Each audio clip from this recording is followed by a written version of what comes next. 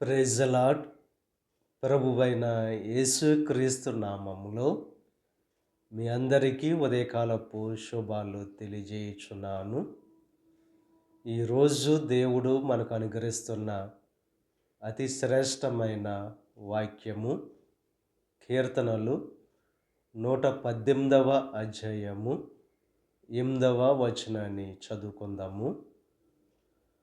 మనుష్యులను నమ్ముకొనుట కంటే యెహోవాను ఆశ్రయించుట మేలు. మనుష్యులను నమ్ముకొనుట కంటే యెహోవాను ఆశ్రయించుట మేలని చెప్పి దేవుని యొక్క వాక్యము బహు స్పష్టంగా తెలియజేస్తుంది. దేవుని యొక్క వాక్యము యథార్థమైంది.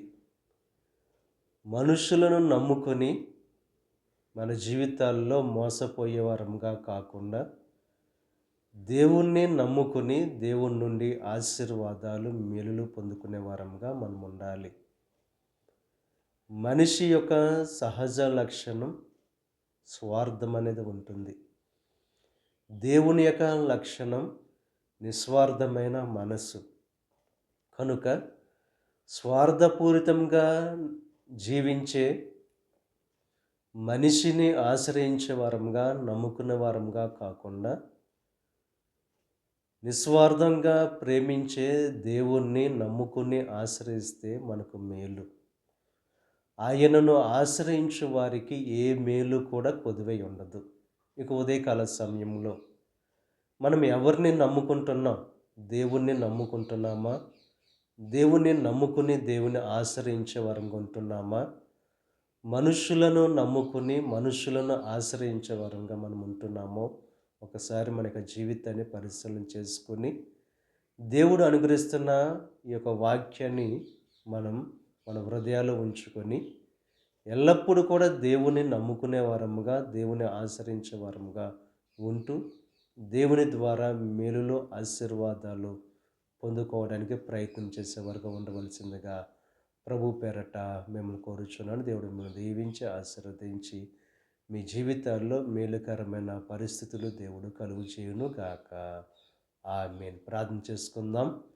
పరిశుద్ధుడా, మహోన్నతుడా, సర్వశక్తిమంతుడైన యేసయ్య, ఈ ఉదయకాల సమయంలోను అనుగ్రహించిన అతి శ్రేష్టమైన వాక్యాన్ని బట్టి నీకు స్తుతులు చెల్లిస్తున్నాం దేవా. మనుషులను నమ్ముకున్నటి కంటే యెహోవాను ఆశ్రయించుట మేలని చెప్పి నీకు వాక్యం ద్వారా స్పష్టంగా తెలియజేశావు. మనుషులను నమ్ముకుంటే మా జీవితాల్లో దుఃఖకరమైన పరిస్థితులు కలగవచ్చు, కానీ నిన్ను నమ్ముకుని నేను ఆశ్రయిస్తే దేవా ఆ దుఃఖాన్ని సంతోషంగా మార్చే దేవుడు కనుక దేవా, నిన్ను నమ్ముకుని నేను ఆశ్రయించే భాగ్యాన్ని ప్రతి ఒక్కరికి కలుగు చేయండి. ఈ ప్రార్థనలో ఏకీభిస్తున్న ప్రతి ఒక్కరిని దీవించి ఆశీర్వదించండి. ఈరోజు తలపెట్టిన ప్రతి కార్యాన్ని సఫలం చేయండి. వారి రాకపోకల్లో నీకు సహాయం అనుగ్రహించండి.